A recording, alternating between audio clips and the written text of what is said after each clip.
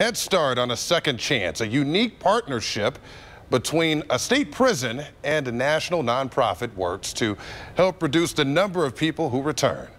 And Only News 5's Jordan Vandenberg got an inside look. The recidivism rate in the state of Ohio is right around 30%. It's much lower than the national average, but still higher than what state officials would like to see. But a unique program here in Grafton could help change that. They are beaten, bent, and weathered. And these yellow bins can come here for a second chance. I think this right here, this 10 we have here are 450 now that we will have completed. Bin by bin they go, with brush in hand, a fresh coat of yellow. When these bins come in, they're beat up. To turn back time. These guys take their job very seriously as far as sanding and cleaning and getting these boxes ready. It started a year ago.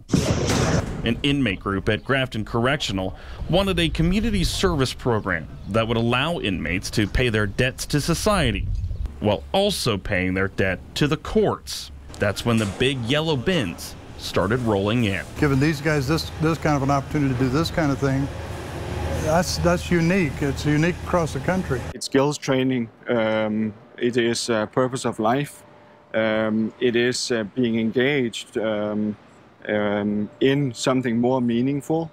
So without a doubt, it has a great benefit to society at large. Planet Aid, a nonprofit recycler, sends the used clothing it collects in these bins to impoverished nations, among other charitable programs. But the bins themselves are in a constant cycle of needing repair. That's when inmates like Adam, no stones unturned, basically, get to work. There's not a lot to do around here, you know, so gives them responsibility, gives them something to do.